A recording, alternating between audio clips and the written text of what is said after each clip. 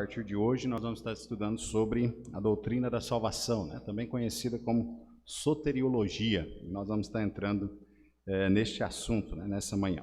Mas eu gostaria de pedir aos irmãos que se coloquem de pé. Nós vamos ler o verso, né,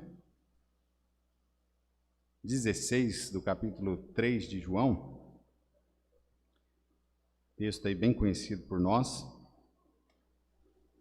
E o nosso desejo com esse estudo é que realmente, se há dúvida em alguma parte, para que nós possamos, né, esclarecer as dúvidas aí que os irmãos tenham, né, com respeito a essa questão. E rogamos a Deus, né, que Deus nos ajude a dar a maior clareza possível também nesse assunto, que é o assunto principal que a Bíblia trata. Amém, irmãos? Nós podemos pegar do verso 1 de Gênesis até o último verso, lá no capítulo 22 de Apocalipse, e toda a Bíblia nós vamos encontrar o tema central, que é justamente a salvação que Cristo propõe à humanidade. Amém, irmãos? Então esse é o assunto principal. A Igreja Batista Independente sempre teve, né, como primazia neste assunto, tem se esmerado durante anos e anos, né, neste estudo. E acredito eu que aqui também não foi diferente, né? Conhecendo o pastor Agenor, ensinou muito bem os irmãos essa doutrina também, mas é bom a gente sempre estar tocando, né? Para estar relembrando, aprendendo, de repente, algumas coisas que ficaram para trás aí, porque é um assunto bem extenso mesmo, né? Então nós vamos citar juntos aí, João capítulo 3, verso 16, neste início então do nosso estudo. Então vamos lá? Porque Deus amou o mundo de tal maneira que deu seu Filho unigênito, para que todo aquele que nele crê não pereça, mas tenha a vida eterna. Vamos orar. Santíssimo Deus, nós te agradecemos, ó Pai, pela oportunidade a qual o Senhor nos deu, de aqui já poder louvar o seu santo nome. E agora, ó Pai, nós rogamos ao Senhor, ó Pai, que o Senhor fale aos nossos corações por intermédio do estudo da tua palavra. Usa, ó Pai, esse miserável servo que sou, nas tuas santas mãos, para a glória, ó Pai, de teu santo e maravilhoso nome. Também, ó Pai, neste momento, nós queremos interceder junto a Ti, por todos aqueles, ó Pai, que se encontram enfermos, nos leitos de hospitais, neste momento, acamados ali, ó Pai, e que o Senhor venha colocar sobre eles a sua mão, o Senhor venha dispensar sobre eles, ó Pai, o teu favor, o teu poder, a tua graça, misericórdia, ó Pai, sobre eles. Nós rogamos ao Senhor, ó Pai, e eu peço em especial que o Senhor continue abençoando a saúde também do meu primo Mateus, lá em Franca, na UTI, por conta da Covid, ó Pai, que o Senhor continue trabalhando na vida dele ali, na saúde dele, e que em breve, ó Pai, ele possa ter a sua saúde restaurada, que ele possa reconhecer a obra do Senhor, ó Pai, na vida dele também, e voltar, ó Pai, aos teus santos caminhos. Nós te pedimos, confiados, ó Pai, no teu poder, na tua misericórdia, na tua infinita graça para conosco, ó Pai. Também queremos pedir ao Senhor pela Daniela, a nova convertida, ó Pai. O Senhor sabe, foi confirmado o câncer dela, ó Pai, que o Senhor possa dar a ela conforto o qual ela necessita no coração, e também sabemos que o Senhor pode curá-la também dessa enfermidade, se assim o Senhor desejar. Coloca, ó Pai, as tuas mãos sobre cada um daqueles que se encontram enfermos. Nós te pedimos, confiados em Ti, sempre. Em nome de Cristo, amém e amém. Podeis sentar, irmãos? Muito bem, então nós vamos falar aí sobre a doutrina da salvação durante os próximos cultos, e os irmãos ficam à vontade, tá bom? Os irmãos podem participar com comentários, com perguntas. Nós teremos aí este assunto bem livre mesmo, até para que os irmãos tirem aí as suas dúvidas e até mesmo nos ajude também, de repente, algo que os irmãos queiram acrescentar. Nós vamos basicamente correr vários textos nessa manhã, mas nós vamos nos ater mais no livro de Gênesis, né? Por conta da entrada agora, introdução do assunto, e nós devemos introduzir o assunto justamente com a questão, né, do pecado, que o homem caiu, e assim a gente poder dar prosseguimento. Então, nós queremos ver nessa manhã, de introdução, nós veremos aí a origem do pecado, nós veremos, né, a criação do homem, e nós veremos também o pecado, né? O que afetou na vida do homem, Deus assim nos ajudando. Então, primeiramente, irmãos, nós vamos à origem, né, do pecado. Eu convido os irmãos a abrirem suas Bíblias aí no livro de Jó. Livro de Jó. capítulo 34.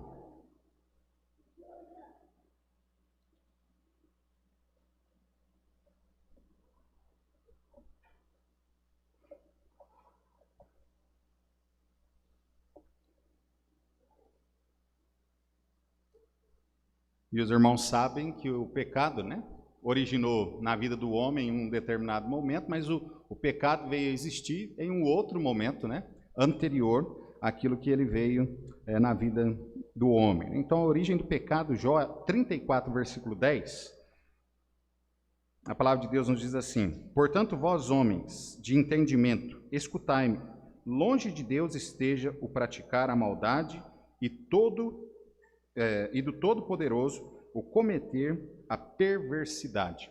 Então, às vezes, nós temos um grande problema com respeito a essa questão, né, do pecado, da maldade, e às vezes a gente pensa, e algumas pessoas caem no erro, né, de pensar que Deus, ele criou o mal, e na questão assim de que ele quis que o mal viesse a existir.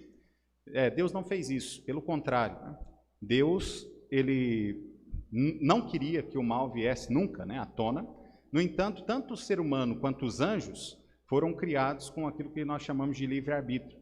A criação, né, ele criou o universo de tal forma que o pecado pudesse até vir a existir, mas que não era algo já, digamos assim, determinado. Ainda que, os irmãos sabem, né, pela presciência de Deus, Deus já sabia que isso iria acontecer, que isso iria ocorrer. Tanto a origem do pecado ali no coração de Satanás, né, o Lúcifer, quanto também, posteriormente, o homem também cairia, né, nesse pecado da desobediência ali no Jardim do Éden. Mas Deus não foi uma coisa determinada que Deus falou, não, agora vai ter que acontecer isso, de maneira nenhuma. Os irmãos até sabem muito bem, nós não precisamos nos ater tanto nessa questão, mas os irmãos sabem, o homem foi criado, ele foi criado com livre-arbítrio, justamente porque Deus queria um ser que o adorasse por vontade própria.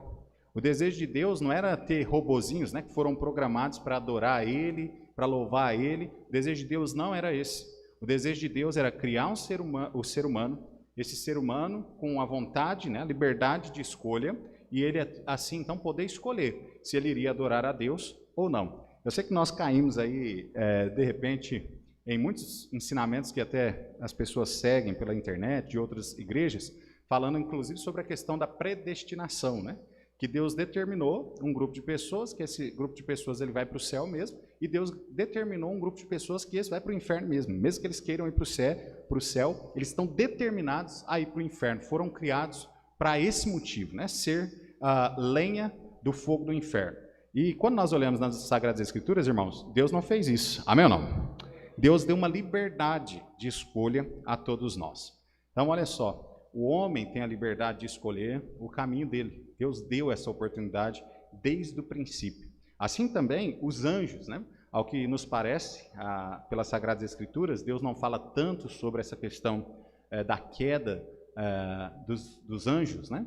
Mas ele menciona algumas coisas para nós, mas ele não menciona tanto, até mesmo porque o intuito de Deus era justamente salvar o homem, né? Os anjos, para eles, não há perdão, não tem como, né, haver salvação, inclusive para eles, justamente porque Jesus, quando ele morreu pela raça humana. Amém, irmãos? Não foram pelos anjos, né? Então, os anjos não têm um salvador. Esse é o grande dilema, né, deles ali, e que jamais eles iriam até mesmo se arrepender, né, dos seus pecados, e mesmo que arrependessem, eles não têm um salvador para os remir.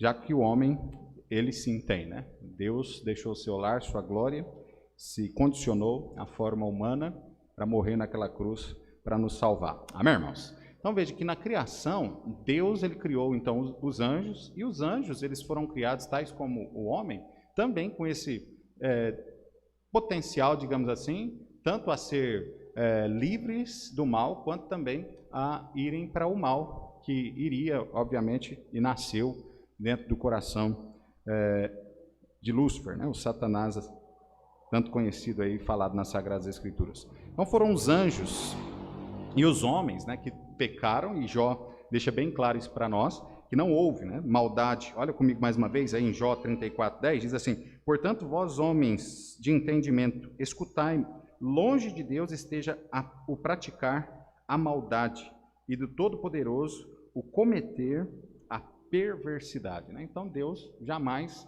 ele teve em si qualquer pecado ou qualquer desejo de maldade, pelo contrário, né? Ele criou o homem justamente para viver na justiça, assim como também criou os anjos, e nós aqui escolhemos. O potencial do mal estava ali, e nós escolhemos justamente isso. Né? Então, os anjos e os homens que pecaram, em ambos os casos, fizeram por escolha intencional e voluntária. Foi isso que ocorreu. Satanás, quando estava lá no céu, quando ele servia ao Senhor, ele poderia tanto continuar servindo ao Senhor, como ele poderia escolher fazer aquele levante o qual ele fez, né? Então, ele escolheu, foi uma decisão dele, o desejo, né, brotou no coração dele, de um dia ele, então, ter, né, esta avareza no seu coração, de querer ser tal como Deus. Então, isso brotou no coração dele, saiu do coração dele. Inclusive, é uma, né, das diferenças do pecado dos anjos, né, do pecado de Satanás e do nosso pecado. Veja que no Éden, nós vamos falar mais adiante, né? Mas no Éden, o pecado na raça humana, ele veio de fora para dentro. Foi Satanás induzindo o homem ao pecado. Enquanto que o pecado de Satanás foi algo que insurgiu, né, no seu coração. Foi algo que veio de dentro dele mesmo. O desejo, né, de realmente estar ali no lugar de Deus, tomar o lugar de Deus como o ser, né, inclusive, supremo do universo. Então, amado, isso foi uma forma, né, intencional e voluntária, tanto no coração dele, quanto também posteriormente nos homens. Culpar a Deus, até mesmo pelo pecado, pelo mal, é blasfemar, né, contra o caráter e a natureza de Deus. Quantas vezes, né, você já ouviu, ou de repente você já até pensou sobre isso, falando assim: se Deus é bom, por que ele criou o mal? Se Deus é bom, por que ele deixa coisas ruins acontecer a pessoas boas? E muitas vezes as pessoas têm, né, esse tipo de pensamento, e isso nós vemos que culpar a Deus, né, pelo mal, pelo pecado, é justamente blasfemar contra o caráter e a natureza do nosso Deus. Vejamos aí, irmãos, Deuteronômio capítulo 32, vamos lá rapidinho? Deuteronômio capítulo 32.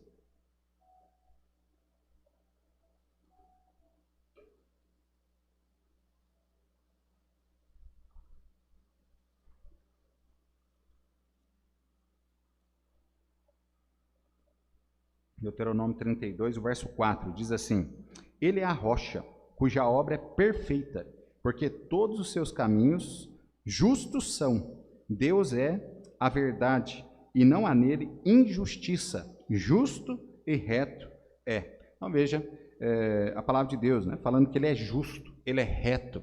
Então veja que Deus, ele não tem, né, ele não foi ele quem desejou que o mal fosse criado, e também não é ele, né, quem faz a maldade vir na vida das pessoas, como nós vemos, de repente até crianças, né, nós temos visto isso aí na sociedade hoje que nós vivemos, crianças inocentes mesmo, né?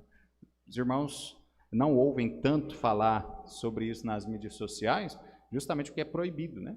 Mas veja, quando nós falamos de estupro, normalmente a gente pensa sobre uma criança, né, ali por volta dos seus 12 anos e tal. Mas há um estupro, né, de crianças mesmo, bebês, e é algo bem comum. E a gente olha, né, a gente às vezes olha para a situação e fala: nossa, mas um bebê, uma criança tão pequena, né, que não deveria, né, despertar nenhum tipo de sentimento em qualquer outra pessoa, mas, no entanto, isso acontece. E olha que é um ser inocente, um ser, né, que não tem defesa, mas, no entanto, isso acontece. E não é porque isso está acontecendo que é culpa de Deus. Amém, irmãos? Não é culpa dele. Pelo contrário, né, Deus nos deseja livrar-nos do mal, livrar a raça humana, né, do pecado, dessa condição da maldade que o ser humano vive. Deus deseja justamente isso, e não o contrário. Então, culpar a Deus pelo pecado é blasfemar contra o seu caráter, porque ele é justo. Amém, irmãos? Ele é justo. Ele não deixa as coisas acontecerem e ele está lá, né, rindo da condição, da situação que o homem está passando. Nada disso. Pelo contrário, a justiça dele vem.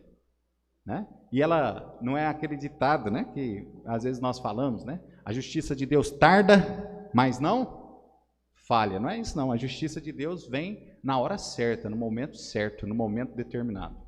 Ainda que por conta do seu amor, ele dá oportunidade, né, constante ao ser humano para que o ser humano se arrependa, para que o ser humano mude de direção. Mas, no entanto, não mudando, né, o seu coração, não se arrependendo, não se voltando para Deus, a justiça, né, recai sobre a cabeça, né, daquela pessoa. Então veja que o mal que acontece nesse mundo não é culpa de Deus, né? O mal que acontece nesse mundo, pelo contrário, será julgado por Deus. Amém, irmãos? Não há um ato de maldade nesse mundo que não seja depois punido por Deus. A gente fica olhando até mesmo nessa questão que nós estamos vivendo, né, de pandemia, e alguns dizem que foi tão politizado, né, que hoje as pessoas estão morrendo por conta de uma política, de interesses políticos, né, e outros, né, querem achar o culpado, quem que é o culpado desse vírus e tal. E nós, inclusive, já ouvimos, os irmãos também já ouviram, até nos telejornais, né, culpando a China, que foi feito o vírus ali propositalmente e tal, né, e tem coisas, em todos esses cenários aí, tem coisas que nos levam, de repente, a ter essa desconfiança de tudo isso, né, se é realmente uma questão política, se foi realmente produzido em laboratório, né, o desejo deles realmente de exterminar uma parte da população desse mundo, tudo isso você fica meio com a pulga atrás da orelha, né, assim? E de repente, irmãos, nessa vida aqui, o homem nunca vai pagar por isso. Mas na justiça vindoura, o Senhor há de julgar cada um, e dele ninguém consegue escapar. Amém, irmãos? Lá não tem foro privilegiado, lá não tem nada disso, né? Aqueles que cometeram a maldade e que não se arrependeram serão ali punidos. Então veja que Deus, Ele é justo, a sua natureza, né, de amor e tudo mais, faz justamente com que a gente entenda que jamais Ele teria realmente desejo no mal, que Ele teria prazer na maldade, porquanto Deus, Ele é bom. Amém ou não? Nós lemos, inclusive, no começo, né, do nosso culto aqui, lá o Salmo 118, verso 1, falando justamente sobre isso. A benignidade dEle dura eternamente, dura para sempre. Nós temos inúmeros versículos falando sobre isso. Deus é bom, irmãos. Amém? Deus é bom. Ainda que em alguns momentos, talvez, a gente ache, né, que não, Deus está sendo mal, Deus está pesando a mão sobre fulano, sobre ciclano, sobre mim, achando que é a maldade de Deus, mas Deus não é mal, Deus é bom. E muitas situações que nós estamos achando, né, que Deus está fazendo mal para nós, na verdade Ele está fazendo bem. Amém ou não? É a realidade. É igual o filho, né? Quando nós corrigimos os nossos filhos, eles acham que nós estamos sendo maus para com eles. Eles acham que nós não amamos eles, porque nós estamos corrigindo eles fisicamente. Mas, no entanto, nós também fomos corrigidos. Quantos aqui apanhou do pai e da mãe? Quem não apanhou precisava ter apanhado, né? Não, mas quase. Eu acho que todo mundo aí apanhou do pai e da mãe, né?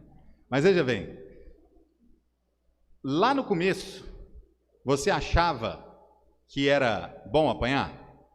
Lá quando você era pequenininho, que você levava as varadas, você gostava? Ninguém gostava. Ninguém gostava. Eu não corria na hora, porque se eu corresse eu sabia que ia ser pior, né? Mas eu não gostava de apanhar de jeito nenhum, é óbvio, nenhum de nós gostamos. Mas hoje, vamos ser sinceros aqui, ó, hoje, você já não apanha mais dos seus pais, amém?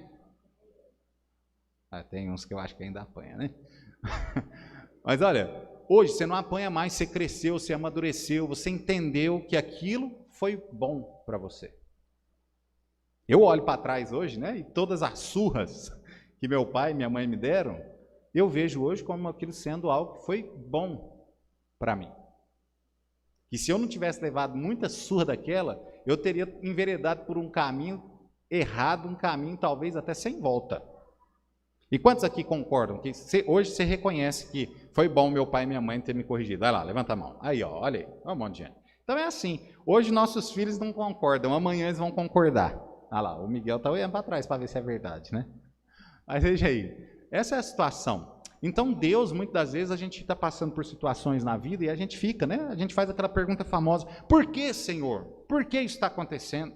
E a gente até acha que a gente é injustiçado, porque de repente a gente acha que a gente está vivendo tão bem diante de Deus, e nos nossos próprios olhos, né? Nós estamos sendo fiéis e tal, não sei o quê, e Deus está deixando coisas vir sobre nós, e a gente acha que isso é maldade dele, porque a gente está vivendo tão bem, a gente está agradando ele. Mas, irmãos, o que a gente nunca pode esquecer é o que o nosso julgamento, né, daquilo que é bom, daquilo que é reto, até mesmo para nós, isso é falho. E muitas das vezes, quando nós olhamos para nós, nós achamos que nós estamos bem na fita, né? Que nós, não, agora eu estou andando direitinho nos caminhos do Senhor, mas mesmo assim, Deus, Ele analisa o nosso coração. Ele vê o motivo daquelas ações. Mesmo que de repente as ações sejam boas, mas talvez a intenção das ações sejam más, e Ele conhece isso. E por isso Ele trabalha, por isso Ele corrige muitas das vezes, por isso Ele deixa-nos passar por situações difíceis, para que a gente realmente corrija aquela falha que nós temos na nossa vida. Por exemplo, a falta de amor às vezes, não é assim? Às vezes nós demonstramos falta de amor por determinadas pessoas ou um determinado grupo, e Deus faz com que a gente passe algumas situações para que a gente realmente entenda que nós devemos amar todas as pessoas de igual modo. Então, irmãos, é muito importante nós termos isso na nossa mente. Por mais difícil que seja o momento que você venha atravessar na sua vida, você está atravessando aquele momento ali, não é porque Deus é mau, mas é porque Ele é bom. Ele está querendo fazer algo de bom na sua vida. Amém, irmãos? Quando nós olhamos na história, né, da queda do homem, talvez a gente até já tenha olhado naquele texto, onde a palavra de Deus diz, né, ali que Deus expulsou, após a queda do homem, né, Deus expulsou o homem do jardim do Éden. Deus colocou ele para fora. E talvez até na mente de muitos achem assim, por que Deus fez isso? Não, olha que maldade. E era maldade de Deus? Não era. Por que Deus expulsou Adão e Eva do jardim do Éden? Por quê? Fala alguém aí. Oi? Por causa da desobediência, mas ele teve um motivo ainda assim particular, que é realmente o motivo pelo qual ele expulsou. Porque se fosse só desobediência, né, Deus ainda poderia deixar eles vivendo ali, corrigir eles, tudo certo, mas ainda deixá-los ali vivendo naquele local. Mas teve um motivo. Quais as duas árvores principais que Deus menciona que havia ali no Éden? A árvore do conhecimento do bem e do mal e a árvore da vida. Se comesse, como o homem comeu de fato, o fruto da árvore do conhecimento do bem e do mal, o que aconteceria com ele? Ele morreria, ele sofreria a pena pelo seu pecado. O sofrimento hoje que nós estamos vivendo, nesse mundo, né, e que às vezes nós passamos na nossa vida, é justamente por conta do pecado da raça humana. Era para ser perfeito, lembra? Deus criou, né? A criação dele foi perfeita, o Éden era perfeito. Imagina aí os irmãos que trabalham, já trabalharam na roça, ou que ainda trabalham na roça, né? Imagina, você tem que ir lá carpir, né? Aquelas pragas que está dando lá no meio da sua plantação. Se não houvesse tido pecado, você não tinha que carpir aquilo ali. Você tinha que plantar, você tinha que colher. Esse trabalho aí você deveria ter. Mas aquelas pragas não teriam. Aquilo é fruto do nosso pecado. Se você ler Gênesis capítulo 1 até o capítulo 3, você vai ver isso. Até por conta do nosso pecado, toda a criação foi amaldiçoada. E a terra, inclusive, né, a palavra de Deus diz ali que agora espinhos e abrolhos, né, cresceriam dela. O homem agora, ele foi colocado no jardim do Éden a princípio para lavrar a terra. A maldição do homem não foi trabalho, né? Ele já tinha de trabalhar, mas era um trabalho bem mais sossegado, não precisava ter tanto esforço. Agora, por conta do pecado, a maldição do homem era que do suor do seu rosto ele viria comer do seu pão. Agora seria mais difícil a sua vida, né? Então veja, irmãos, a questão foi essa, o pecado fez tudo isso com a criação de Deus. Então essa a árvore do conhecimento do bem e do mal. E a árvore da vida? Se ele comesse da árvore da vida, o que aconteceria? Eis aí a grande demonstração, né, do amor de Deus para conosco. Se Deus tivesse, ao que nos nossos olhos parecia ser bom, né, viver no Éden. Imagine se a gente até hoje pudesse viver no Éden, né?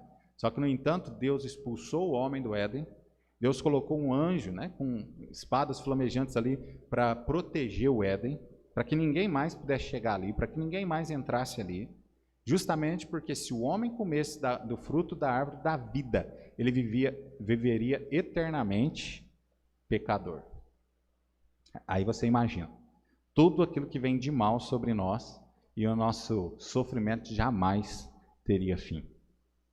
Imagina isso.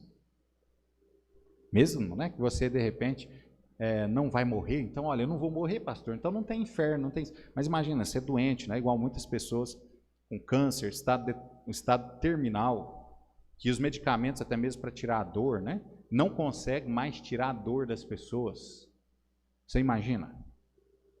E a pessoa nessa situação, vivendo nesse sofrimento, e ela nunca vai morrer. Então veja, Deus ele faz as coisas, ainda que aos nossos olhos a gente ache que seja para o nosso mal, Ele ainda está fazendo para o nosso bem. Amém, irmãos? Ele está fazendo para o nosso bem, nós temos de entender isso. Então Deus ele não tem prazer na maldade, Ele não tem prazer no pecado, né? Ele não deseja isso para nós de maneira nenhuma. Olha Tiago capítulo 1, versículo 13, vamos lá? Tiago 1, 13.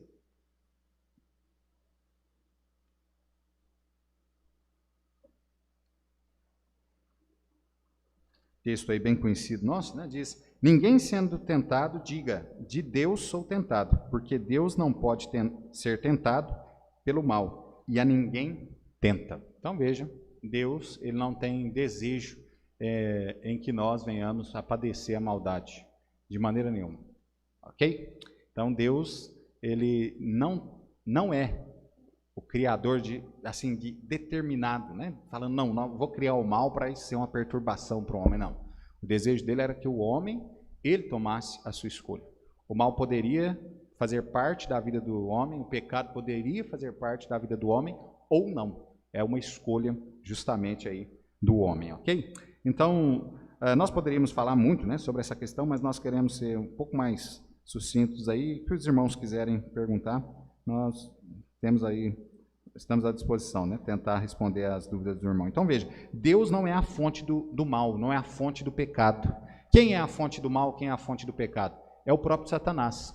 Satanás é a fonte do mal. Satanás, né, é a fonte do pecado. É ele, dele é que surgiu isso. Nem o ser humano é. O ser humano foi contaminado, como nós já dissemos, né, de fora para dentro. Ele foi induzido ao pecado pelo próprio Satanás. Mas a fonte desse pecado, a fonte de toda a maldade, está justamente em Satanás. E olha como foi, né? Satanás, ele se insurgiu contra Deus e ele inclusive levou, os irmãos se lembram, né? Ele levou uma terça parte dos anjos junto com ele. Ele conseguiu fazer a cabeça, né, de uma terça parte dos anjos. Ele então tem, né, um poder, nós podemos ver isso através da história, através das Sagradas Escrituras. Ele tem um poder muito grande de influenciar as pessoas. E por isso ele influencia. Quando nós olhamos, inclusive, no pecado, né, ali de Eva, por ter sido ela, né, a primeira a comer, é óbvio que tanto Adão quanto Eva tiveram a mesma conduta, o mesmo desejo, eles pecaram conscientes do que eles estavam fazendo, mas veja que houve ali de Satanás uma artimanha para induzir a Eva, tanto quanto Adão, também a caírem naquele pecado. Então Satanás, né, ele é a fonte de todo pecado. O pecado surgiu, né, no coração dele. Abra comigo aí rapidinho, lá em Apocalipse capítulo 12. Apocalipse capítulo 12.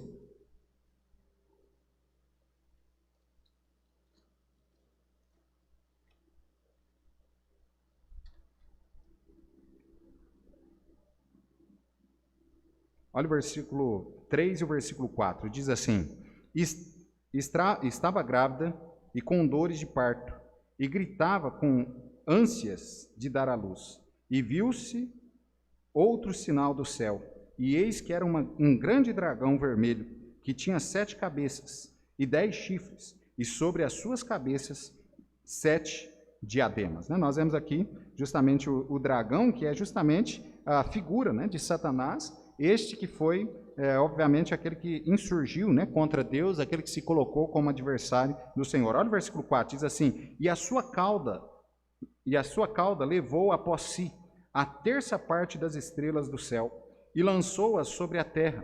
E o dragão parou diante da mulher que havia de dar à luz, para que, dando ela à luz, lhe tragasse o filho. Então, veja, amados, é Satanás, né? O momento em que ele se insurgiu ali no céu contra Deus, querendo realmente tomar o lugar ali do nosso Deus. Vá lá comigo em Isaías, capítulo 14. Isaías 14, texto bem conhecido nosso aí, o verso 12 a 14. Deixa ainda muito mais clara essa questão aqui, né? Isaías 14, 12 a 14. Diz assim: como caíste desde o céu, ó Lúcifer, filho da alva, Como foste cortado por terra, tu que debilitavas as nações. E tu dizias no teu coração: eu subirei ao céu acima das estrelas de Deus, exaltarei o meu trono. E no monte da congregação me assentarei aos lados do norte. Subirei sobre as alturas das nuvens e serei semelhante ao Altíssimo. Então veja, amado, Satanás, né? Quando ele se insurgiu contra Deus, o desejo dele, né, de tomar, de usurpar o lugar de Deus para a sua vida. Veja bem, foi nesse momento, né, que o seu coração ali gerou o pecado, gerou o mal, surgiu então no coração de Satanás, o desejo dele. O desejo dele. Não de ser mais do que Deus. Amém, irmãos? Porque até o diabo, ele sabe que ele não pode ser mais do que Deus. Amém ou não? Veja aqui, olha, e serei, a palavra dele, né? E serei semelhante. E também ninguém pode ser semelhante a Deus. O erro dele foi esse, né? De achar que ele poderia ser semelhante. Então ninguém pode ser mais do que Deus, porque Deus já é tudo, né? Ele é onipotente, onisciente, onipresente e assim por diante. E também ninguém pode ser semelhante a ele também, porque ele é o único que é todo poderoso. Amém, irmãos? Então o erro, né, de Satanás, o desejo dele de tomar o lugar de Deus. E pelo contrário, né, o que aconteceu com ele foi justamente que ele foi deposto do seu lugar. Por conta disso, ele foi deposto do seu lugar. Lá em Apocalipse capítulo 12, ainda, versículo 8, a palavra de Deus diz assim: mas não prevaleceram, nem mais o seu lugar se achou nos céus. Então ele foi deposto. A palavra de Deus nos ensina, né, e nos mostra que Satanás, Lúcifer, ali no céu, ele tinha um lugar de eminência, era um dos anjos em destaque mesmo, mas, no entanto, por conta, né, do pecado que surgiu no seu coração aí, ele acabou perdendo também este lugar, assim como a terça parte dos anjos que foram com ele, né? Irmão Bino? Fala mais alto, irmão.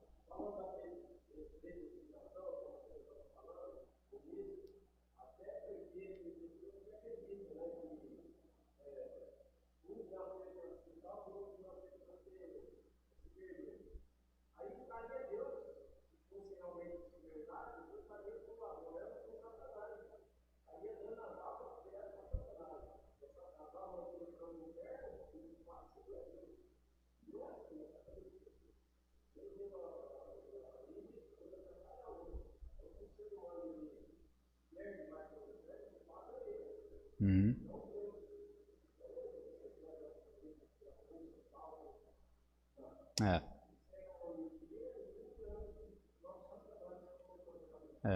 Infelizmente, irmão, esse ensino da predestinação é o que está na moda no momento, né? Sabia que o movimento evangélico também tem moda, né? E o que está na moda hoje é essa questão da doutrina da predestinação. Até mesmo por conta dos calvinistas, né? Hoje no Brasil são aqueles que mais produzem materiais, né, de literatura e tal. Se você, até na internet, né, os maiores produtores de conteúdo também nas mídias sociais também são calvinistas, né? Então a gente acaba tendo isso como sendo hoje o auge, né? Não, esse aqui é o pensamento, mas é um pensamento completamente antibíblico mesmo. Deus jamais, irmãos, é bem simples da gente entender. Se Deus, vamos lá, Deus é justo ou não? Concorda comigo, ele é justo. Tá. Ele é amoroso ou não? É? Tá bom. Na visão calvinista, ele não é justo e ele não é amoroso. Exatamente isso que o irmão Bino falou. Vamos imaginar assim, ó, só imaginar, ninguém fica bravo comigo não, hein? Mas vamos imaginar. Vamos imaginar aqui, ó, esse pessoal da esquerda aqui que está sentado aqui, ó, tá tudo condenado ao inferno. É só imaginar, viu, irmão? Só imaginar. Imagina, tudo condenado ao inferno. Mas esses aqui da direita, não, esses aqui já está tudo condenado. Condenado não, né? Tudo já preparado para ir para o céu. Esse aqui já foram. Então, que Deus é esse? Justo. Que esse pessoal aqui, ó, que está indo para o céu, que ele preparou para ir para o céu, não são pessoas boas. Que nesse grupo aqui, tem muito mais pessoas, de repente, até que sejam melhor do que esse aqui. De repente, nesse grupo aqui, a gente sabe disso, né? Que o grupo daqueles que Deus tem salvado, tem todo tipo de gente possível. É assim ou não é? Então, no grupo de pessoas que Deus está levando para o céu, que foram salvas, ali existem prostitutas, ali existem assassinos, ali existem ladrões, ali existem estupradores. Existem ou não? Desde que o homem se arrependa, né, dos seus pecados, ele vai para o céu. No calvinismo, essa questão não muda. Qualquer tipo de homem pode ser salvo. No calvinismo isso não muda. Então tem essas coisas também lá dentro da igreja, né, calvinista, tem lá os assassinos, esse pessoal, mas que se converteu, né, e tá lá, tá, beleza. Nesse outro grupo aqui, tem também pessoas assim, mas tem pessoas que, já ouviu aquele pessoal falando, eu não tenho coragem de matar uma mosca, nunca matou uma mosca. Aquela pessoa que ela faz de tudo para ajudar os pobres, os necessitados e tal, né? Mas, no entanto, ele vai para o inferno porque está determinado a ir para o inferno mesmo. É pessoas até que se arrependem mesmo das obras, que realmente professam Jesus como sendo Filho de Deus, como sendo Salvador e tudo. Eles têm essa convicção no coração, eles sabem disso e tudo, mas, no entanto, vocês não tem jeito para vocês, porque você está condenado a ir para o inferno. Então, veja que não é mais Jesus, literalmente falando, irmãos, numa situação assim, não é mais Jesus que salva, mas a lista a qual Deus fez lá no céu. Concorda comigo ou não? Não é Jesus mais. É a lista que foi feita por ele lá no céu, é que te dá a condição de ir para o céu ou não. Então, não é Jesus mais. Não é. Então, falando a respeito disso, como o irmão Bino disse, né? Então, Deus, ele estaria, obviamente, já até entregando, né, essas almas já para Satanás mesmo e tal. Nós cremos, a Igreja Batista, né, independente, crê na predestinação bíblica. E que aí os calvinistas querem morrer quando a gente fala nisso, né? Porque a predestinação bíblica fala para nós que nós somos predestinados pela presciência divina. Ou seja, por aquilo que Deus, porque Ele conhece todas as coisas, Ele já previu e Ele sabe. Ele sabia que você iria entregar sua vida ao Senhor Jesus Cristo, no dia, na hora, tudo certinho, Ele já sabia disso. Ele é onisciente. Amém, irmãos? Ele sabe todas as coisas. Então, veja, é isso. Essa é a questão. Então, Deus, Ele já sabe disso mesmo. Nós cremos assim, a Bíblia ensina isso.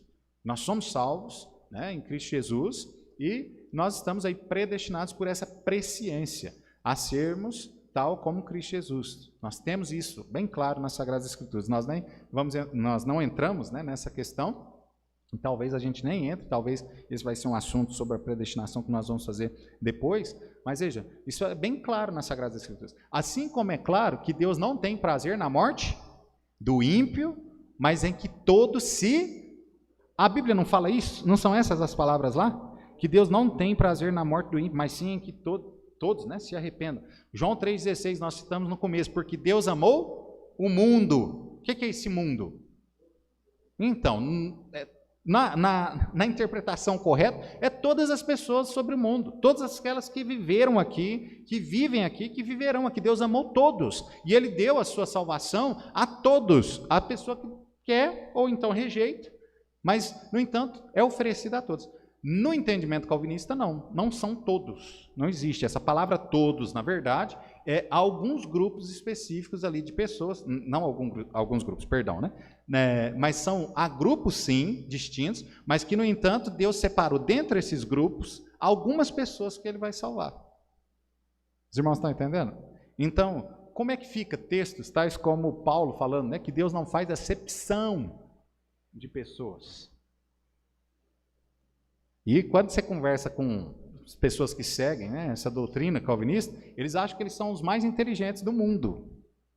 Mas, no entanto, eles dão um jeito de ser umas pessoas que não conseguem compreender algo que está simples, claro, nas Sagradas Escrituras. Querem dificultar. Desde quando todos não são todos, gente? Hã? Desde quando?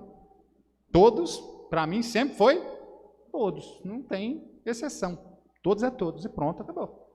Né? Então a gente olha por esse...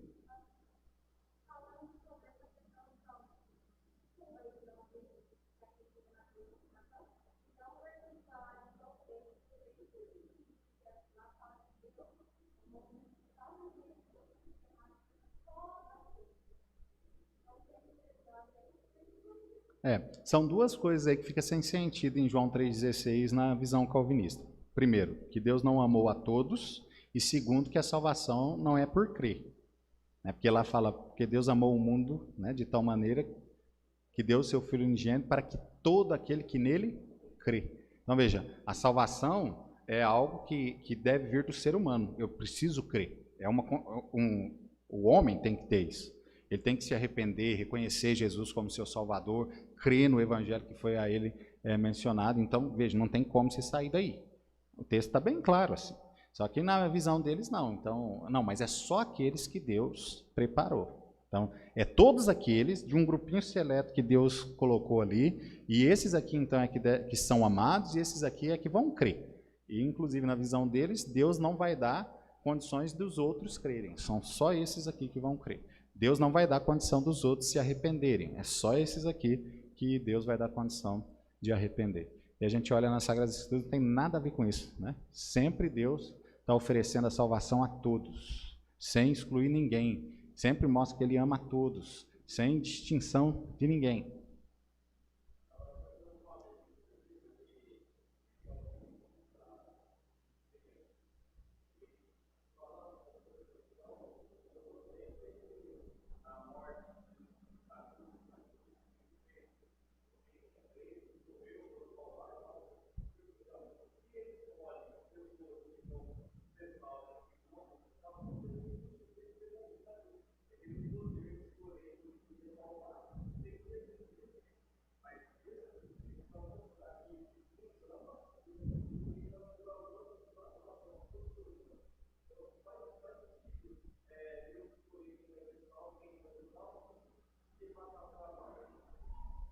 Só que na visão deles não, é esse grupo seleto. Então Jesus morreu por esse grupo seleto. O sangue dele é para salvar esse grupo seleto. Então por isso que ele veio. Entendeu? Na visão deles é essa a questão, né? Então veja, irmãos, é bem simples as Sagradas Escrituras. O problema do homem é ele querer dificultar as coisas, né? Então quando a gente bota aquele cabeção, sabe? Quando a gente quer ser o mais inteligente de tudo, né? A gente começa a querer inventar coisa para mostrar para os outros que os outros não conseguem enxergar, mas que a gente consegue enxergar e aquela coisa toda, sabe? E a gente acaba caindo nessas falhas, né? Esses erros, e que são erros drásticos, né? Drásticos mesmo.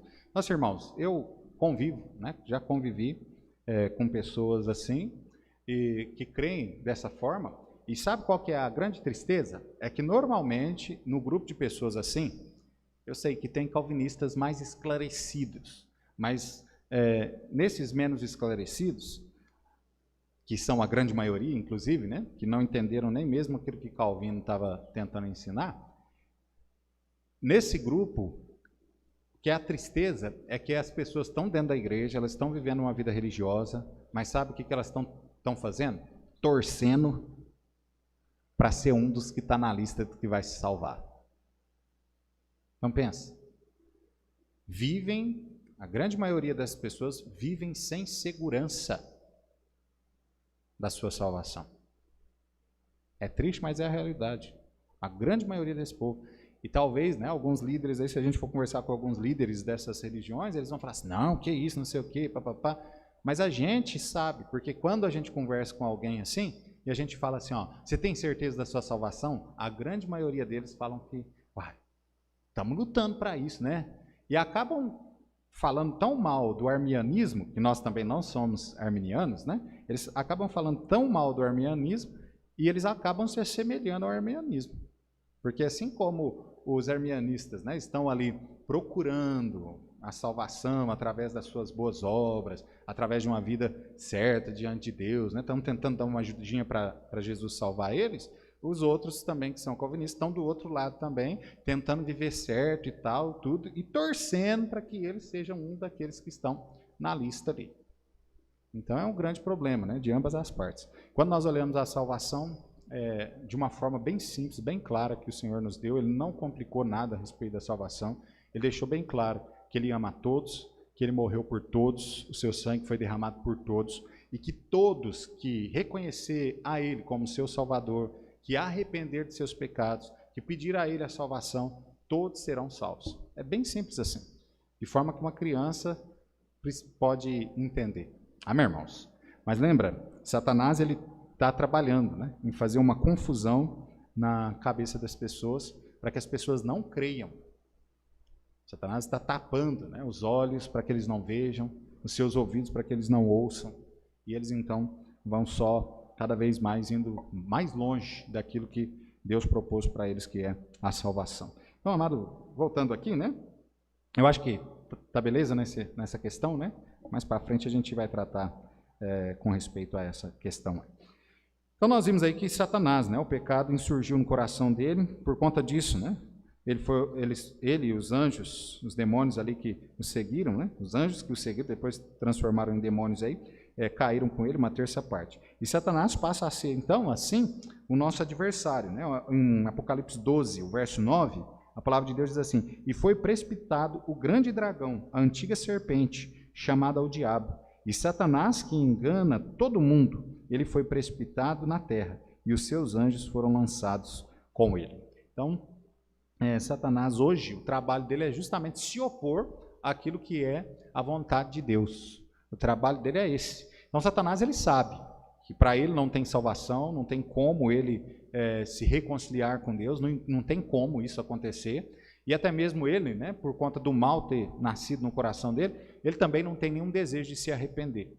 Então ele sabe também que ele está condenado, e ele quer fazer o mal. A finalidade, né, da sua existência, vamos dizer assim, é fazer o mal. Então, o que ele pensa? Ele pensa, para mim não há mais salvação, não tem como eu fazer mais nada, né? Eu já estou sentenciado, inclusive, ao inferno. O que eu vou fazer é o seguinte: eu vou tentar arrastar o maior número de pessoas junto comigo. E ele, assim, então, trabalha, né? E trabalha bem constante, né? Firme mesmo, nesse intuito de realmente levar o maior número de pessoas para o inferno possível. Então a gente tem que tomar cuidado, né? Ele é o nosso inimigo, amém, irmãos? Ele. Nós precisamos ter isso na nossa mente. E para isso nós devemos continuar em pé, né? Servindo ao Senhor mesmo e tentando aí fazer o trabalho oposto dele. O nosso trabalho como igreja é levar o maior número de pessoas conosco para o céu, amém?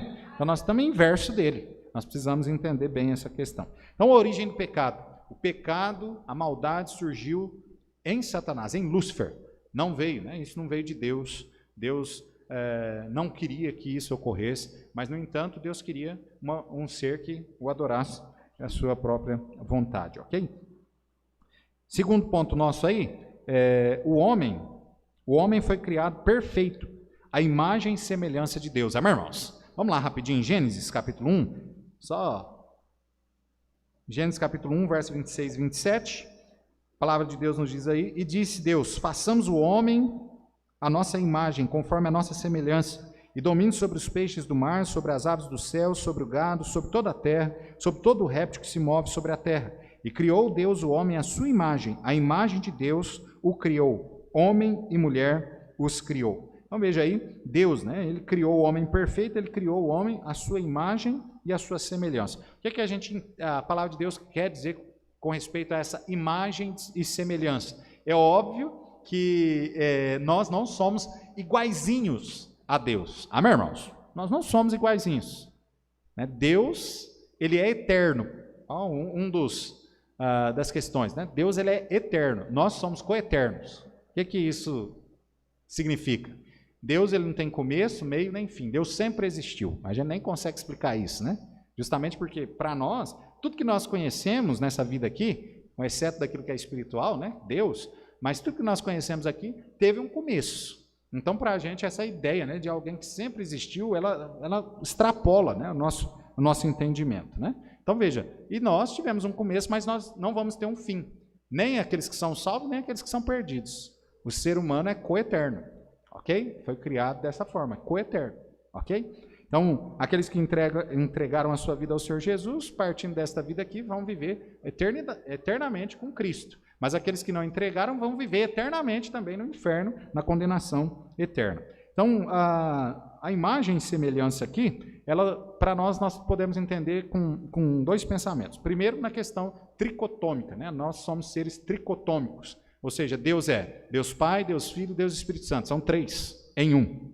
Nós também temos essa semelhança, porque nós somos corpo, alma e espírito. Então, a tricotomia. Mas a imagem e semelhança que ainda é mais correta até da gente entender isso aqui, é na questão dos atributos comunicáveis de Deus. Os atributos comunicáveis de Deus, nós recebemos dele, do nosso Senhor. Mas aqueles atributos, né, exclusivos de Deus, esses nós não temos. Esses nós não temos. Por exemplo, a onisciência, né, de Deus, a onipresença, nós não temos isso.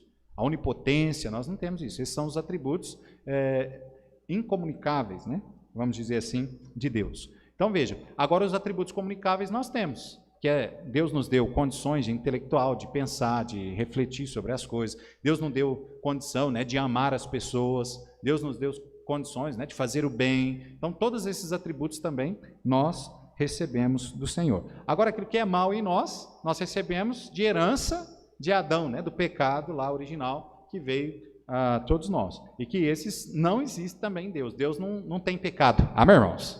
Não tem pecado, né? E nós vimos que o mal também não existe, né, na pessoa do nosso Deus. E olha só, em Eclesiastes capítulo 7, Eclesiastes capítulo 7,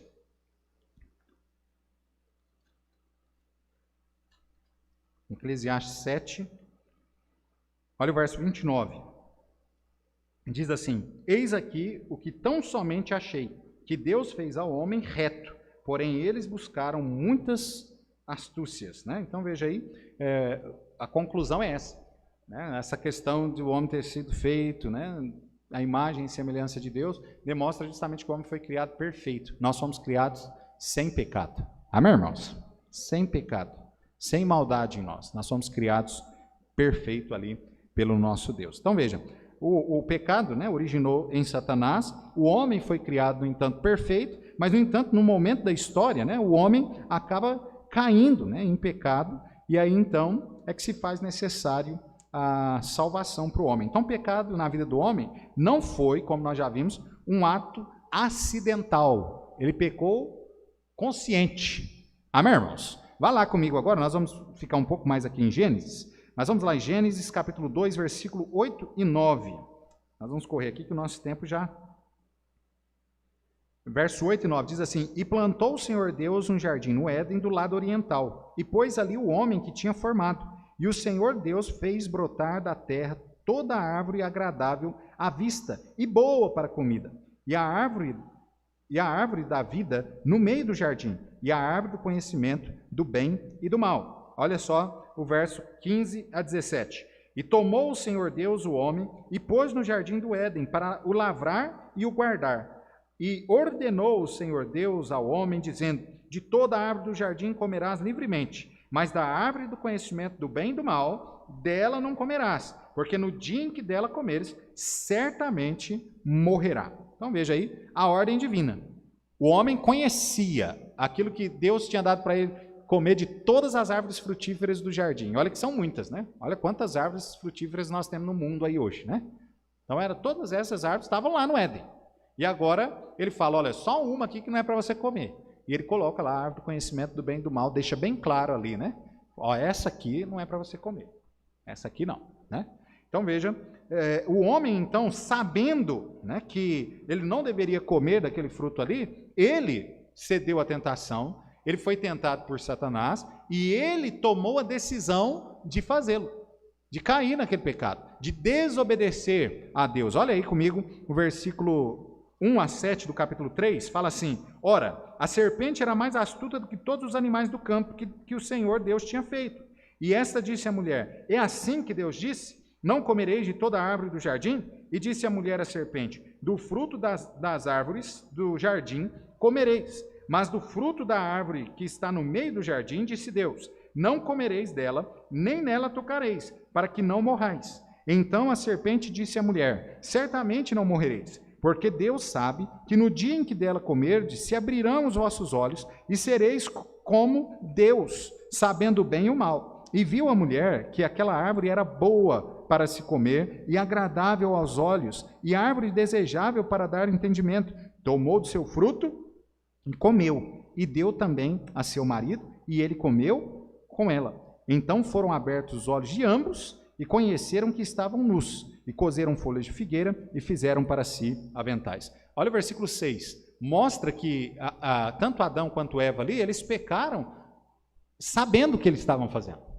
Eles analisaram a situação, eles tomaram decisão daquilo que realmente seria algo para eles bom, eles pensavam isso, né? Isso é bom para mim, e eles então tomaram a decisão de comer aquele fruto dessa forma. Versículo 6 deixa isso bem claro. Ó, e viu a mulher que aquela árvore era boa para comer, e agradável aos olhos, e árvore desejável para dar entendimento.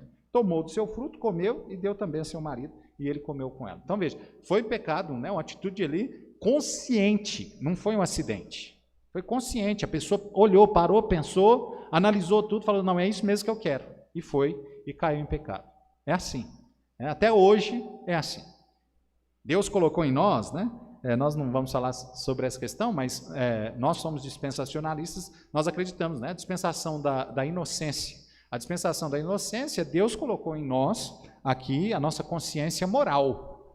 E que nós, qualquer ser humano, sabe, independentemente, mesmo tendo sido, né, um ser humano caído, ainda caído, nós sabemos aquilo que é certo e aquilo que não é certo de fazer. O ser humano tem essa condição. Você pode ver que pessoas aí fora, perdidas, que ainda não conhecem a Cristo, até mesmo que rejeitam a Jesus, que não tem Ele, né, nem como sendo Deus e tudo, você vê que aquelas pessoas, a sua consciência moral, eles sabem o que é certo e o que não é certo fazer. Por isso que eles não fazem. O ser humano sabe disso. Ele tem essa consciência em si, essa consciência moral. Então, o homem, todo pecado que ele comete consciente. É consciente.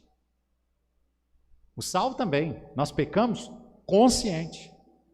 Nós sabemos que aquilo é pecado.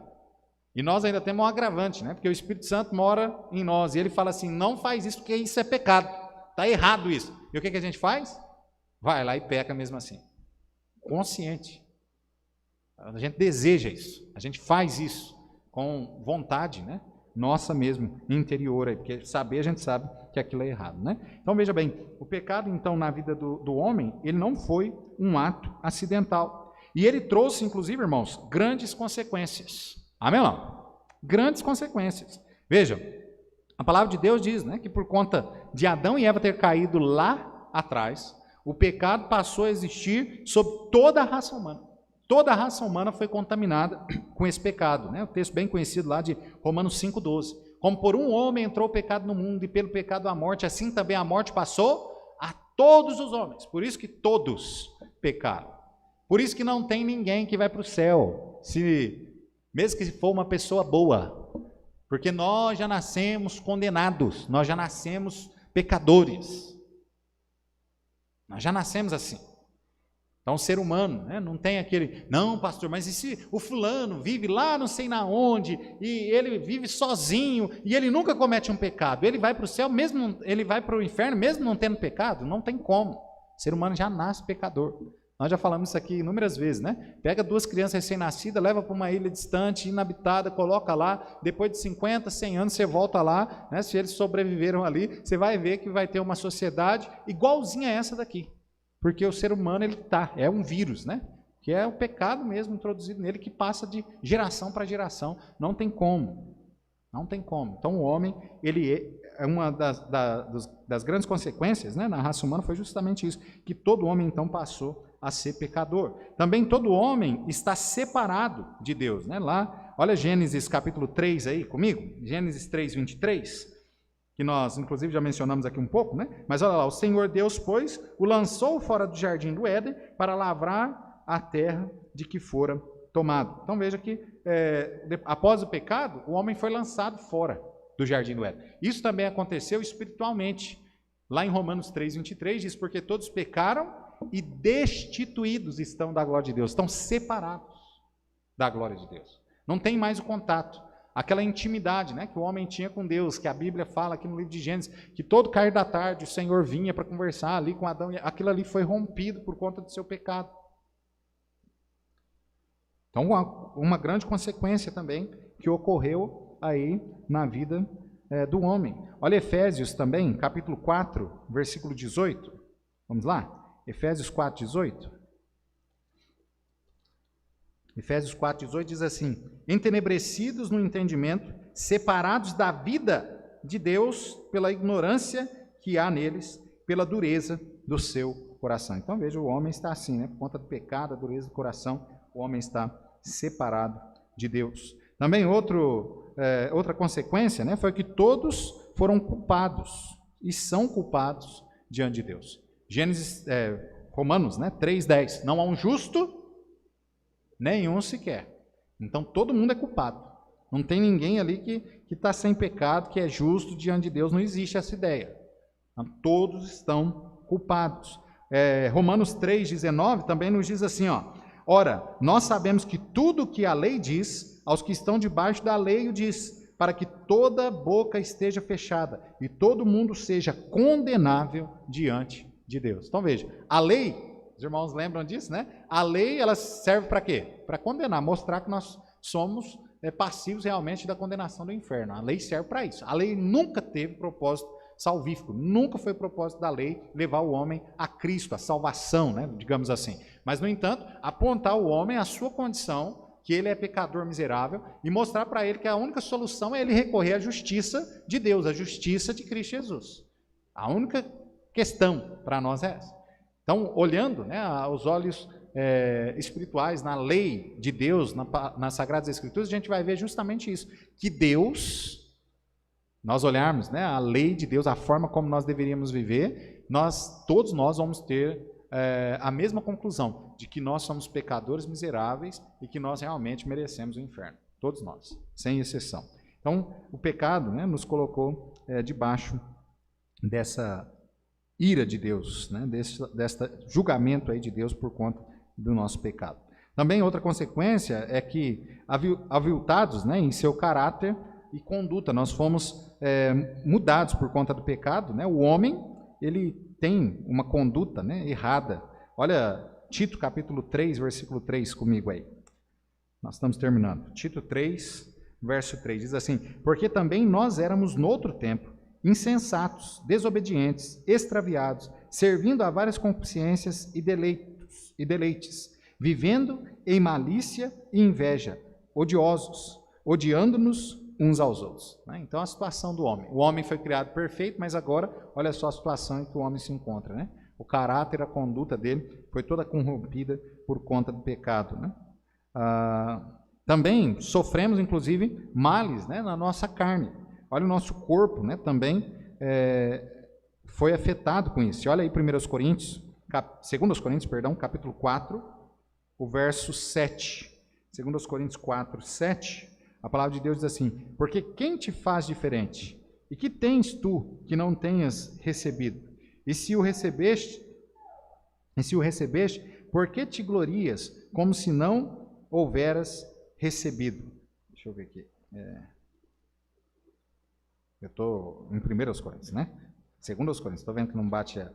2 Coríntios 4, 7, diz assim: temos, porém, este tesouro em vasos de barro, para que a excelência, né, do poder seja de Deus e não de nós. Então veja os vasos de barro, né, o nosso corpo, este corpo debilitado que nós recebemos após ser contaminado aí com o pecado, né, com o mal. Hoje o homem, ele sofre enfermidade, sofre tantas coisas por conta justamente do pecado praticado lá no Éden. Romanos 8:11 diz assim: e se o Espírito daquele que dentre os mortos ressuscitou a Jesus habita em vós, aquele que dentre os mortos ressuscitou a Cristo, também vivificará os vossos corpos mortais, pelo seu Espírito que em vós habita. Glória a Deus que em Cristo Jesus um dia nós vamos ter esse corpo mortal revestido da imortalidade. Amém, irmãos? Esse corpo corruptível revestido da incorruptibilidade. Mas, no entanto, nós vivemos em corpos mortais, em corpos debilitados por conta do pecado.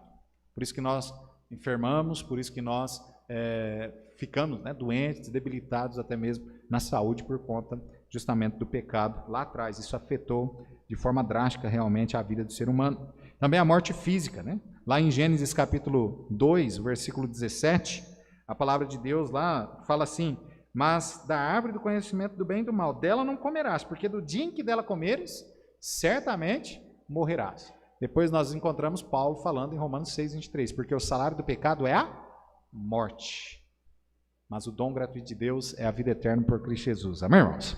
Então veja, o corpo ali também, ele foi afetado, né, com essa questão da morte física, e também houve a consequência maior que o homem recebeu, foi a questão da morte espiritual, que não é um morrer de parar de existir, de não ter mais, né, de existência, não é isso. A morte espiritual é justamente o homem sem Deus condenado ao inferno pela eternidade. Não é como algumas religiões aí ensinam, né? Falando que, não, aí quando a pessoa morre e tal, esse inferno não existe, o que acontece é que ela para de existir. A aniquilação da alma, né? Não é isso que acontece.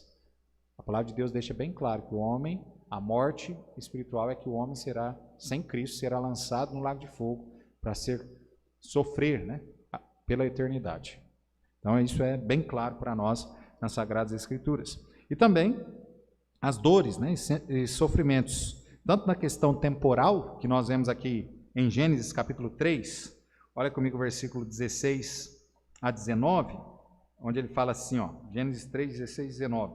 E a mulher disse, multiplicarei grandemente a tua dor e a tua conceição, com dor darás à luz filhos, e o teu desejo será para o teu marido, e ele te dominará. E Adão disse, porquanto destes ouvidos à voz de tua mulher, e comeste da árvore que ordenei, dizendo, não comerás dela, maldita é a terra por causa de ti, com dor comerás dela todos os dias da tua vida. Então veja, aí irmãos, que esse sofrimento, né, aí ele vai falando até o verso 19, né, o homem começa então agora a ter sofrimentos que ele não teria, se o pecado não houvesse afetado, né, a vida dele. Então agora ele tem esses sofrimentos por conta do pecado, até mesmo nós já citamos na questão da debilidade do corpo, né, debilitado também que ele tem. E na questão espiritual, lá de Romanos 6:23, né, o salário do pecado é a morte, falando não só sobre a morte física, mas sobre esta morte espiritual também que nós falamos aí. O sofrimento, né, temporário, que são essas dores, mas também o sofrimento eterno, que é a condenação ao lago de fogo. E Marcos capítulo 9, texto bem conhecido nosso aí, Marcos 9, o verso 43 e 44. Marcos 9, 43 e 44, onde a palavra de Deus fala assim, e se a tua mão te escandalizar, corta, melhor é para ti entrares na vida aleijado, do que tendo duas mãos ires para o inferno, para o fogo que nunca se apaga, onde o seu bicho não morre e o fogo nunca apaga. Então veja aí o sofrimento, né, eterno também. Não só um sofrimento físico, o homem está condenado, mas ele está condenado a esse sofrimento eterno, se ele partir desta vida sem receber Jesus Cristo como seu Salvador. Amém, irmãos? Mas nós recebemos, amém ou não? Então, para nós já não há mais condenação, já não há mais sofrimento por conta de termos recebido a Cristo Jesus. E por fim, irmãos, não é algo que o homem pode resolver na sua vida por si só. Essa questão, né, das consequências que o pecado teve sobre a nossa vida, o homem não pode resolver essa situação por ele mesmo. Então, olha só, lá em Gênesis, capítulo 3, versículo 7, nós vemos ali que o homem tentou isso. O homem, quando ele comeu ali do fruto, né, do conhecimento do bem e do mal, ele reconheceu que ele estava nu. A primeira ideia dele era de fazer algo para que ele cobrisse aquela nudez dele. Ele foi lá então, olha o texto aí, versículo 7 do capítulo 3, a parte B diz assim, e cozeram folhas de figueira e fizeram para si aventais. Mas isso agradou a Deus? Não. O homem tentando, né, encobrir o seu pecado, dar um jeito ali de não estar nu diante da presença de Deus e tudo mais, mas, no entanto, isso não foi suficiente. Ele não conseguiu resolver por si só. Então, desde o começo da raça humana, o homem, com a queda do homem, o homem sempre tentou dar a solução do seu próprio jeito. Ele sempre tentou dar um jeitinho ali na situação. Mas, no entanto, o homem não consegue, né? Isaías 64:6, os irmãos conhecem muito bem o texto lá, né?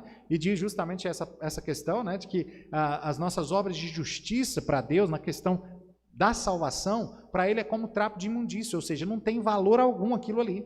Então o homem não consegue, pelas suas obras, obter a salvação, obter o perdão, resolver a situação a qual ele está. O homem não consegue. Efésios capítulo 2, versículo 8 e 9, né? Porque pela graça sois salvos por meio da fé. Isso não vem de vós, é dom de Deus, não vem das obras, para que ninguém se glorie. Ou seja, a salvação não tem participação do homem. Amém, irmãos? Nós não participamos desta obra, né, salvífica em nossas vidas, a não ser reconhecendo Jesus como nosso único e suficiente Salvador e arrependendo dos nossos pecados. Agora, o homem não pode fazer nada para se salvar. Isso deve ficar bem claro.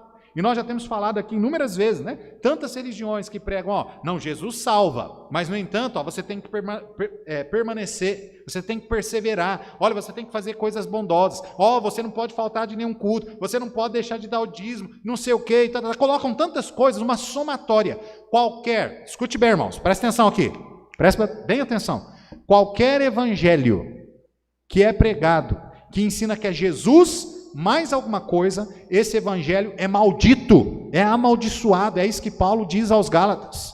Qualquer evangelho a não ser o de Cristo Jesus é um evangelho maldito, é um evangelho que não tem poder salvífico, estão conduzindo pessoas para o inferno com isso. Então não olhe para mim e fale assim, pastor, mas o senhor está querendo dizer que é só a igreja batista que salva? Não, é qualquer igreja que pregue que a salvação vem unicamente, exclusivamente por Cristo Jesus, só por Ele e nada mais. Então é triste, porque nós temos tantas religiões evangélicas hoje no mundo, que se denominam cristãs e tudo mais, mas que estão pregando que é Jesus mais alguma coisa. Que olha, Jesus até salva, mas sabe que ele não tem a força completa para te salvar, não. Você tem que dar uma mãozinha para ele. Isso não existe. Salvação é uma obra exclusiva de Jesus Cristo. O poder do sangue dele é suficiente, não só para salvar toda a população que existe sobre a terra hoje, mas toda a população que já existiu no passado, presente, no futuro, e se houvesse muitas outras terras ainda populacionadas, né, ainda com muitos milhões de pessoas, ainda assim, Deus, o sangue dele teria poder para salvar todos esses seres humanos. Amém, irmãos? Então tenha isso na sua mente.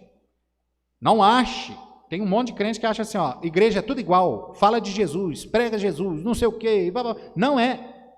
Falou de Jesus é bom, é assim, não é? A mente aí, o povo aí hoje fora, falou de Deus tá bom, né? Esses dias mesmo o Adriel estava ouvindo uma música gospel, né? E aí, pai, mas é de Jesus. Eu falei, não é não, fala dele, mas não é dele não. Né? E é assim. Aí, uma igreja boa, tal, vou assistir o culto, mas a igreja que prega que não, você tem que perseverar até o fim, senão você vai morrer e vai para o inferno. Não é boa, porque seu filho, sua filha está ouvindo aquilo ali. E aquilo entra na cabeça deles e eles começam a achar que não é só mais Jesus, que eles têm que dar uma ajuda para Jesus, que eles têm que se esforçar também. E a Bíblia não fala nada sobre isso. A Bíblia fala que a salvação é pela graça, é em Jesus. Amém, irmãos? É em Jesus Cristo mesmo. Então, amado, o homem cai no erro de pensar que ele pode fazer alguma coisa para se salvar, ou alguma coisa para ajudar Jesus a salvá-lo. Jesus, né, ele tem poder suficiente para salvar o homem. Só a obra do amor divino é que pode mudar o nosso destino. Amém, irmãos? Agora olha aí comigo em Gênesis capítulo 3, versículo 21. Deus já deixa isso bem claro para nós. A promessa ali dele, né, a primeira profecia messiânica aí já mostrada para nós aqui, Gênesis 3, 21. Fala assim, e fez o Senhor Deus a Adão e a sua mulher, o quê? Túnicas de quê? De peles, e os vestiu. Agora eu pergunto para os irmãos, para fazer uma túnica de pele, o que é que precisa ser feito? Matar um animal. É preciso haver o derramamento de sangue. A ideia, né, Deus passa para nós aqui, já mostrando a Adão e Eva, que aquilo que iria resolver a situação deles, essas consequências as quais o pecado fez, né, sobre as suas vidas, era justamente o sangue de teu filho Jesus Cristo que viria, né, anos e anos depois. Podemos até dizer, né, milhares de anos depois. E que derramaria ali o seu sangue naquela cruz, e assim então teria realmente poder de resolver a situação do homem. Fora isso, irmãos, nada tem o poder de mudar, de transformar a vida do homem. Olha Hebreus capítulo 9, versículo 22, texto bem conhecido nosso aí, e nós estamos terminando. 9, 22, diz assim, e quase todas as coisas segundo a lei se purificam com sangue, e sem derramamento de sangue não há remissão. não há remissão. O homem só pode ser remido. O homem só pode ter essa situação espiritual mudada completamente através do sangue de Cristo Jesus, né? Romanos 5:8. Mas Deus prova o seu amor para conosco, em que Cristo Jesus morreu por nós, sendo nós ainda pecadores. João 14:2, né? Eu sou o caminho, a verdade e a vida. João 10:10, né, irmãos? É isso, né, a referência? Deixa eu ir lá agora aqui que eu vou até 8:14. Deixa eu ver aqui. –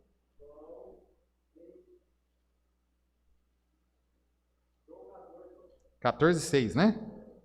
Isso, eu estou dando o endereço errado aí. 14:2, 14:6, né? Então, olha lá, esse deixa bem claro. Eu sou o caminho, Jesus dizendo, eu sou o caminho, a verdade e a vida. Ninguém vem ao Pai senão por mim. Então, irmãos, é só por Jesus mesmo. Nós cantamos um hino no Cantor Cristão e nós encerramos. Nós cantamos um hino no Cantor Cristão que diz assim: só por Jesus é que nós somos salvos. Amém, irmãos? E é só por Jesus mesmo. Ninguém pode ser salvo por outra coisa. Ninguém pode ser salvo somando Jesus a outra coisa. Mas só serão salvos aqueles que realmente crerem unicamente em Cristo, crendo que Ele é suficiente para perdoar os seus pecados e salvar a sua alma. Só esses é que são salvos. Aí não importa, pode estar em qualquer igreja, mas se crer dessa forma, é salvo. O grande problema de estar numa igreja errada é justamente que seus filhos, né, a sua descendência vai aprender o evangelho de forma errada. O grande problema está aí. O grande problema está aí. E que pode, de repente, fazer a alma deles perecer no inferno porque estão aprendendo o evangelho errado. Então é importante, irmãos, nós tenhamos realmente convicção do que a palavra de Deus nos diz. Amém? Eu sou batista por convicção, não por conveniência. Amém ou não? Tem um monte de gente dentro de igreja que está dentro da igreja por conveniência. De repente, eu gosto do estilo, né, da liturgia dessa igreja, as músicas que ela canta, o jeito que é feito. Eu gosto do grupo de jovens, eu gosto de não sei o quê. E estão dentro da igreja por conta disso aí. Mas o que deve realmente fazer a gente estar dentro de uma igreja é a doutrina da salvação. Essa é a doutrina mais importante para as nossas vidas. Amém, irmãos? Veja bem, a gente pode errar em muitas outras coisas. Nós podemos errar em muitas outras coisas. A gente, inclusive, no meio batista, a gente tem tanta igreja diferente uma da outra, em outras doutrinas, né, em outros pensamentos, segmentos e tal. A gente tem tantas outras igrejas assim, mas a grande maioria das nossas igrejas estão juntas, justamente por conta da salvação, o evangelho da salvação, que todas pregam da mesma forma. Amém, irmãos? E glória a Deus por isso, né? Que Deus realmente faça com que você tenha essa convicção na tua vida e que nada tire isso do seu coração. E que você possa, né, também conduzir a sua família dentro deste mesmo ensinamento bíblico, né, sem se importar com aquilo que é a fama, né, o assunto do momento, mas se importando realmente com o que a Bíblia diz. Fiquemos com a Bíblia. Amém, irmãos? Isso é o mais importante. Vamos colocar de pé, nós vamos encerrar com a palavra de oração.